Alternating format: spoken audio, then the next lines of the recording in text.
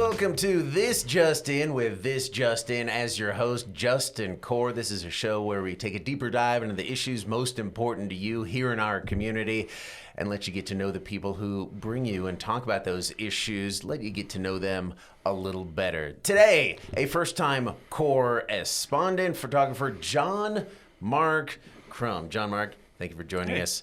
Appreciate it. Your title is KTVB photographer. You're actually a videographer. Why is that? I actually no idea. I think the term started. It's just 'cause you talk to people in the community, and you're like, I'm a photojournalist, and then they see you're taking video, and they're like confused. They're like, wait, what? And so they're moving pictures. They're still photos. They're just moving photos. Yeah, but that's the case for like every photographer here at the station. Yeah, they go out and get video. So I don't know. I guess it's a holdover from like newspaper days, but we were never a newspaper. Yeah. No, and I think in the industry, people know, like, if you say, like, I'm a photojournalist, Right. they're like, oh, yeah, I get it, but outside of the industry. So sometimes I have to say, like, video journalist. Okay, yeah, that's probably better. Yeah, I'm gonna call never you that perfect. from here on. You are now video journalist John Mark Krum. Yeah. Video journalist John Mark Krum. It's a tradition that I ask first-time guests what their entrance music or their walk-up music would be. What would yours be? I don't know.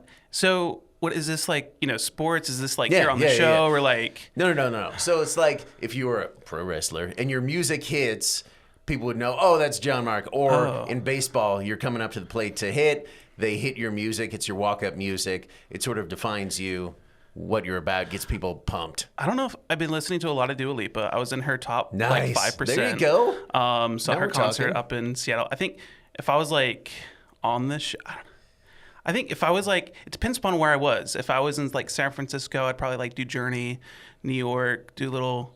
I don't know. It just depends. It like changes on where you are. Yeah, Miami. Okay. But I think like Mute Math Obsolete, probably one of my favorite songs Nice. all time. So Now we're it's talking. fun. Again, we would play it, but we'd get sued. So we're going to skip that. We're going to talk about the life of a photographer, videographer, video journalist here at KTVB. But first, let's talk about you're from the area, right? Grew up in Boise? Yeah, I'm from Boise. Nice. I will mention I originally grew up in this place where we will not mention.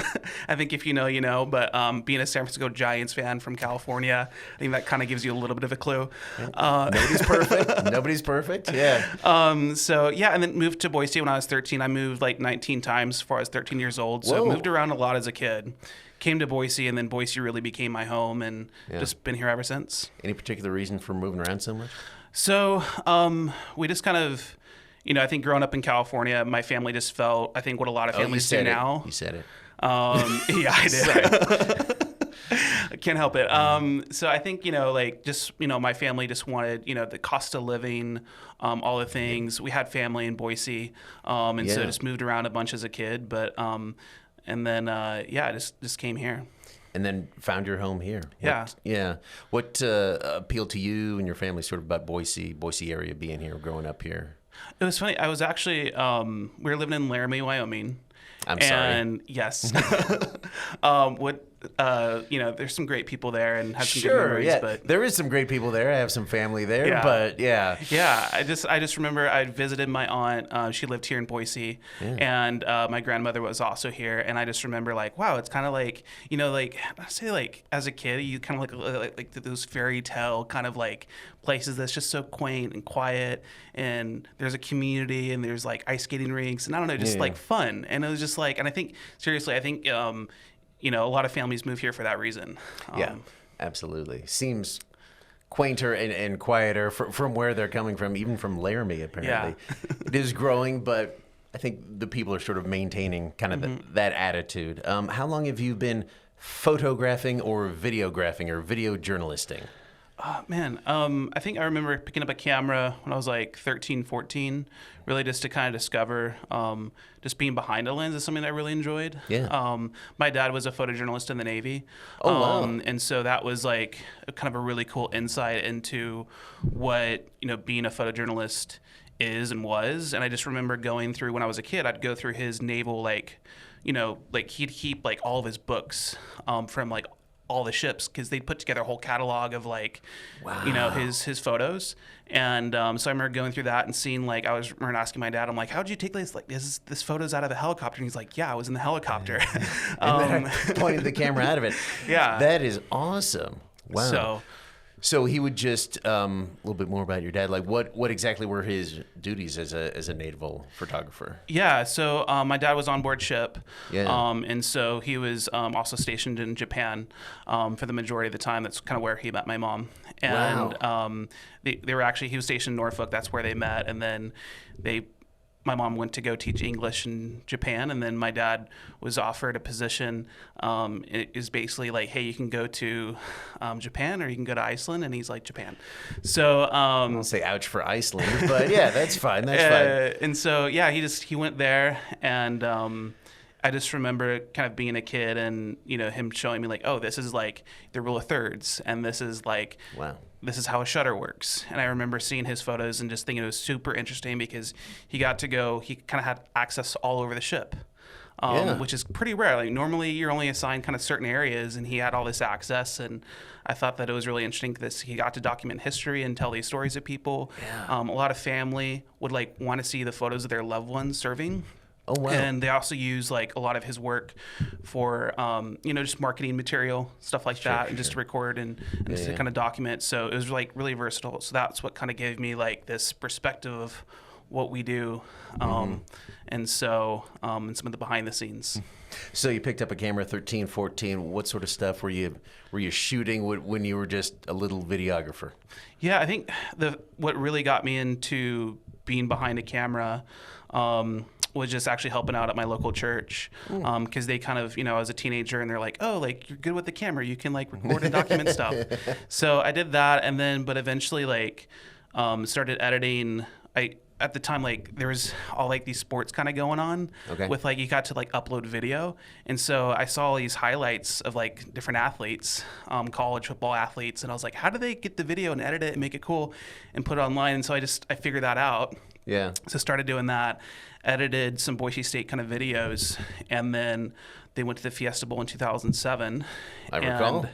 I had a video that went viral after the Fiesta Bowl, because I edited like a 3-minute video of just kind of condensing the Fiesta Bowl down with some music, some highlights, and it got like a couple 100,000 views. Nice. Which for YouTube at the time was like, I think it was like second, third most viewed video. Wow. And then, of course, it's pirated video. And so this was at the time. Sorry, Fox Network. Sorry. So they, you know, obviously took the video down. But that was the first time I discovered, like, oh, I can, like, create something and, like, people can, like, enjoy it and see it and share it, and kind of, like, got a lot of comments. And so that kind of was like, oh, like, this could be, like, a cool job. So yeah. So is that when you decided I'm going to make a career out of this? So that's actually, so I did a couple BSU videos. Yeah. A friend contacted the general manager at Channel 7 at the time, Doug Armstrong, and was just like, hey, there's this kid who wants to know more about video. So I got in it, and this was when I think I was like 16, 17, 17 at the time. Wow. Got an information interview just with Paul Budell, and just, you know, got a tour of the studio. And then when I was on my way out, they're like, hey, we have a couple positions available kind of coming up if you're interested. So got a job as a studio operator. And that was like my first introduction from like my own kind of like, you know, work to kind of being passionate about to all of a sudden having a job in TV on the weekends. So. And for people who don't know, what does a studio op do? Yeah, rare these days. Because obviously, you know, when years ago you would have, physical people kind of in the studio. Right now, it's more like robotic cameras. But yeah, you got to, you know, basically when the live show was going on, you get to maintain all the different camera shots. Like here, I'm on this camera right here. Right. Now I'm on this one. Nice, you're directing as well. Don't do that. No. Ani and Brian are directing this. Yeah. But these cameras, though, they're controlled from few rooms away. Yeah, but I mean, this is all controlled by somebody, and someone has to help, you know, kind of make this happen. Right. And so being a part of that process is pretty cool. Yeah. So there's still going to continue to be a human element in all that. Switching gears just a bit, you're on the board of the Idaho Film Society. What do y'all do? I think when I came back to Boise a few years ago, Boise kind of lacked some of the professional infrastructure. And so a lot of that, for people outside of the industry is just like, having a place where film crews can get access the equipment that we need, access the talented people that we need. But also a place for kind of a hub for building community. There's been lots of developments over the years. So when the city of Boise was kind of going through a film permitting process, we had some meetings as stakeholders together, and then another kind of local filmmaker who used to work here, Aiden Brzonik, he started meeting with some, local kind of business leaders, some leaders in the community. And we formed a nonprofit called the Idaho Film Society, which is really cool. We have a place up at the bus stop location downtown Boise. And we have a theater, and we've kind of like completely renovated that place. Wow. And it's a great place for us to number one, build community. Yeah. So if you're a film lover, a filmmaker, it's a place where, you can watch a film, but then afterwards kind of talk about that film, which is really cool. And then, and so we have a lot of projects upcoming, and it's been really cool to be a part of the last couple of years. How can people get in touch with y'all if they want to take part or, be a part of some of those events? Yeah, I think, we try to stay in touch with most people through our Instagram, which is very popular. So Idaho Film Society, or you can go onto the website. Fantastic. So you first started here as a studio op, but then maybe you dabbled with the idea of being an actor for a while. You left Boise. Talk to me about that journey. Yeah, of course. You got to go to LA because, you got to be in front of the camera. This is actually my first time in front of the camera in a setting like this. So I'm not, You're doing great. So, yeah, I did, for me, it's, I love telling stories. Yeah. And so kind of was here in Boise and kind of was like, okay, I have to go to like the bigger market, the bigger city. And so I left about a one-way to New York City. Wow. And so kind of quickly, was there for a while, and it's New York. The different. I would not recommend going straight from like Boise to New York. Get some experience along the way. But my brother actually went straight from Boise to New York, and there was sort of a transitional period there. Yeah. We're kind of getting used to a very different city, very different community. Yeah. And so anyway, so when I was in New York, I got a job in sales, and I kind of discovered this other side, which was just kind of a love for kind of sales. And so I was in New York, and so I had a job doing door-to-door sales. Oh, wow. I did that for 7 years. So I was in Boston, Miami, New York, Hawaii. And then, I was just living in Miami for, I think, about 5-6 years. Wow. And kind of... And just going door to door? I mean, I guess the weather was good. But oh, yeah. were people rude at times? I think, yeah. I think, you learn to kind of really, 90% of people are great. Sure. And so you really learn to kind of overcome, objection, adversity. But also, I think... door-to-door sales teaches you a lot just about people and relationships, because it's really cool to kind of all of a sudden just be on someone's door, and within an hour, like you're just like really good friends, and all of a sudden they have this product and service that they're like they can't wait for, and so I think that's helped me a lot in photojournalism, especially when you're approaching people. We call it MOS, man on the street, right, which is when you have to interview someone and kind of go get an interview and kind of talk to just real people, especially when it comes to responding to a fire, to a shooting, the different things that we do, and kind of being prepared for those situations. Yeah. And that was, I grew up like very shy, really not, a bit socially awkward, and that probably doesn't surprise some of you, but that part of being a journalist, being a reporter was always like, really, really intimidated me, like going up, talking to people cold when they didn't know you, or knocking on doors. But you do it enough and you learn like, if someone doesn't want to talk to you, they'll just tell you, they're not going to be mean, especially in this community. Everybody normally is really cool. So that had to be critical, sort of building up just that confidence. Yeah. And I think what's cool is, doing it in Hawaii, Miami, New York, just the diversity of people. And so when I was in Miami, it was kind of after a few years in sales, I'm like, is this really what I want to do as a career? It was, good financially, but at the same time, like I didn't feel that passion. And so I was actually helping out my local church and kind of saw these camera operators that were operating the same exact studio camera as I operated. And they kind of, kind of talking to them, I was just like, hey, this is an area where I can kind of help out. And then kind of took actually started leading our production team. We're doing about 6 services a day, and then discovered like, oh wow, I really love being behind a camera again, and didn't give it up. And then I was like, all right, let me kind of get back into the industry. So I ended up moving back to Boise and got, kind of the old studio operator position again. And then kind of quickly has been on this path developing, not only just, I think for me, not only just discovering this passion for just being behind the camera, but really telling a story and being, more of like a filmmaker and telling the stories of our community, which is really cool. Well, let's talk about that. You're a photographer now, video journalist, videographer, whatever we want to call it. What is a typical day look like for you, or is there a typical day? I think the one kind of cool piece of advice I got was from Dan, who's one of our digital managers, and he says like, I'm like, how should I? Like, this was like one of my first days on the job. I'm like, how should I dress as like a photojournalist? And he's like, be prepared to either go to the Capitol or go to like a forest fire. Right. Yeah. And really, it is that. It could be either. It's, And so one of the things I love is like, the consistency about, hey, I have, a job that I have to show up, at 1:30, but then I'm not sure what I'm going to do that day. And that's really cool and exciting just to have that consistency, but that it's consistently changing, which is awesome. And so I guess typical day is we have our meeting, and then I team up with right now our night side reporter, Abby Davis. And she's always kind of got a good story kind of teed up. And so I think, even yesterday, for instance, we had go into kind of a veterans home, the VA, which is in the process of expanding. And so being able to go over there and had a couple interviews with people about the process that they're going through, and then got to talk to a veteran and hear his story. Nice. And I think that's always really cool. And then film that. And so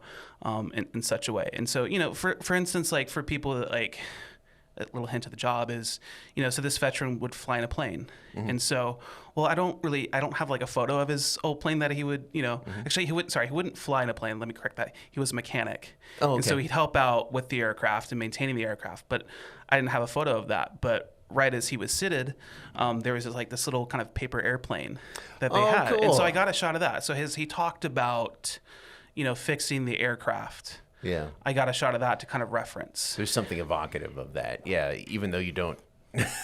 You don't have file video of him being a mechanic on a plane. So you have to tell those stories sort of in more creative, visual ways. Kevin talked about that from the 208, where so many of the stories on the 208 are issues oriented. You're talking about documents, bills, legislative stuff, and then he has to figure out, how do I tell this visually and creatively? And then there's other stuff that's very visual that you don't have to do much. There's like things like sports. There's things like, when I have to respond to like a fire. A few weeks ago, had to respond to a fire out in Meridian. Got the phone call. And then so headed out there. We didn't really know the exact extent of the fire that was happening in the neighborhood. But show up on scene, and there's all these fire trucks. And then as I'm kind of, talking to the police officers about kind of where should I be, and they're like, hey, like right now you can film, but we will be taping it up soon. And so kind of got to walk in to the scene and notice, that this house, there was a gas explosion. So literally the house blew up. Wow. And the shards of glass ended up, I'd say about 2 or 3 houses down. And so that's how large the fire was. And the mom inside the house, her boys were in there, their dogs.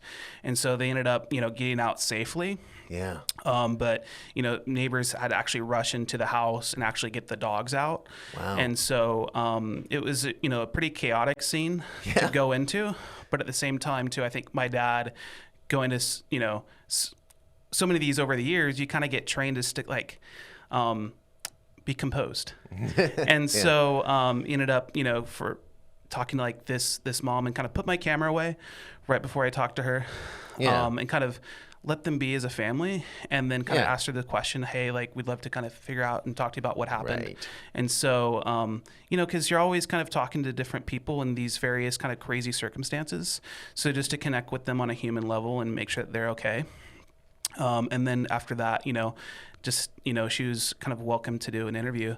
And so ended up, I guess, randomly to kind of show this, to kind of talk about some behind the scenes, and ended up going back the next day with our reporter to do a live shot. And the family was kind of removing some of their belongings from the house. And, I didn't want to just kind of go and just kind of film it and be out there in front. And so I actually went up to the house and I saw the mom, and she was like, oh, hey, like, oh, can I, kind of talk to you? And she's like, I was like, oh no. And she's like, hey, I just want to thank you so much, because I noticed that last night when you came here, you actually put your camera away, and and it was like, that meant so much to me. And like, you cared more for me as a person. Nice. And that's why I want to do the interview with you. Nice. And so I think that when we're always on scene, because it's, kind of crazy the scenes that we can go to at times. Yeah. And so, Yeah, you're often showing up on people's absolute worst days, and sometimes the last thing really they need is to do an interview. So it's very important what you did, and what everybody tries to do here is you think of the people first, the community first, the person first. Sometimes, though, you show up on people's best days. Let's take a look. This is some behind the scenes video. You got to go to Paris for the Olympics. Yeah. Take me through some of this. What are we seeing? So, the Olympics air on NBC. Yeah. And so just kind of, for me, I just wanted a future of, that was actually, so I got to see my buddy, kind of met up with him. He works for NBC. Nice. And got to kind of watch, it was raining a lot, so we wanted to go inside it and watch it because you couldn't, like, not even he with NBC credentials could get access. Really? And to see, but it was just really cool going to Paris, and I've always wanted to go to the Olympics. So this was just me, a personal trip, wasn't with KTVB, but really got to access, and see what it is potentially like to cover the Olympics.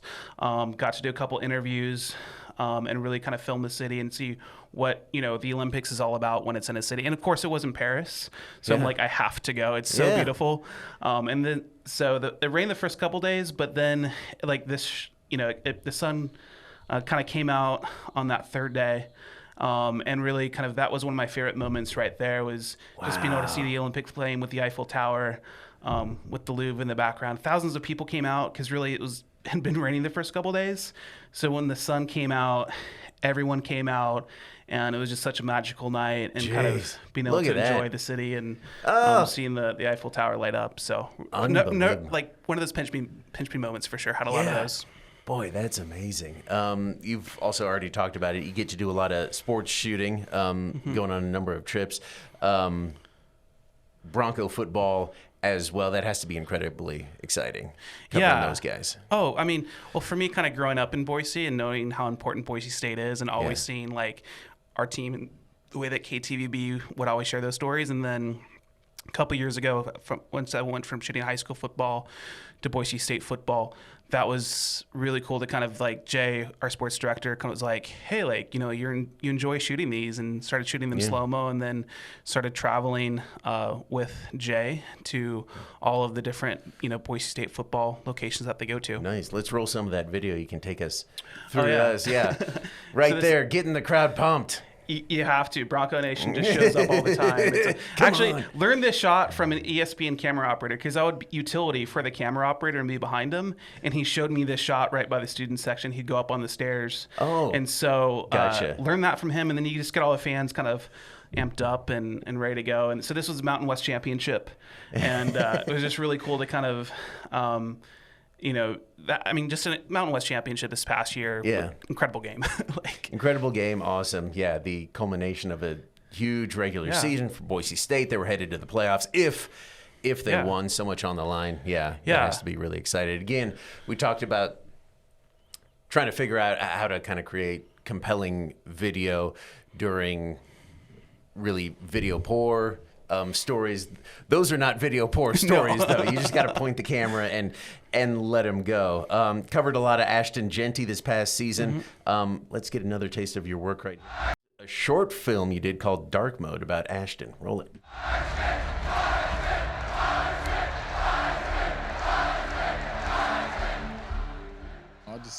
kind of go into a dark mode, you know. Just I always got a chip on my shoulder. I always got something to prove out there.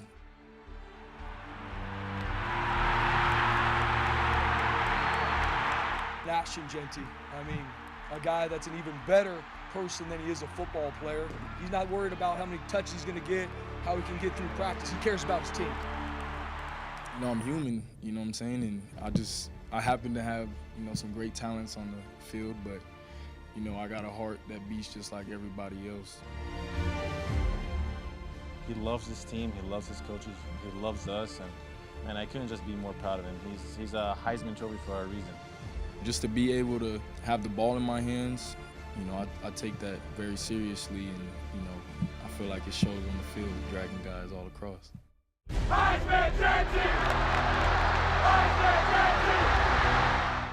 When everybody's on the same page as a collective unit, nobody can stop us.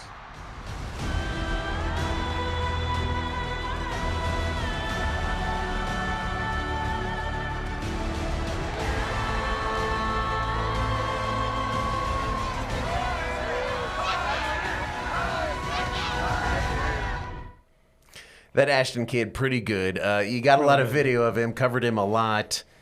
From your professional opinion, did he deserve to win the Heisman Trophy? If I had a vote, yes, no question. Yes, of course, absolutely.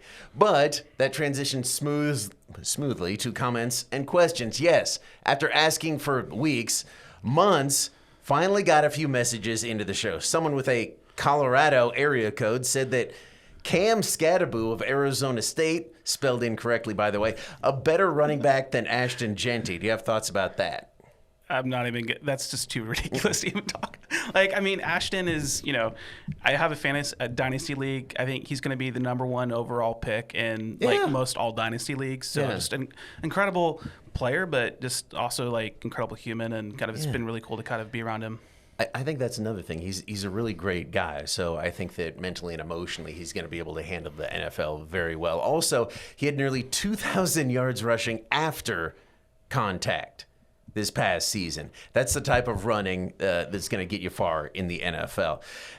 Someone else texted in. Someone named Erica texted #JustIN without a message. Erica, love you. Great to hear from you. But I'd like an actual message from you next time. Unless you just wanted a shout out, then mission accomplished. And finally, MJ, not that one, asked how to watch past shows. You can watch them on ktvb.com just by searching, or go to the YouTube page for KTVB. There's a playlist right there. Better yet, though, go to KTVB Plus. Go to the news tab, and then there's a list of shows right there. And you can watch past shows and shows as they drop, like this one that you just watched with John Mark Krum. John Mark, really appreciate the time. Thanks for coming on. Thank you. Awesome. If you want to send in some texts or messages, you got more questions maybe for John Mark that we can answer next time, or comments like, man, you're right about Ashton Jeanty, or you're right about Cam Scadaboo. You're not. Text them to 208-3215-614. Use the #JustIn. Thank you again, John Mark. We'll see you all next time right here on KTVB Plus.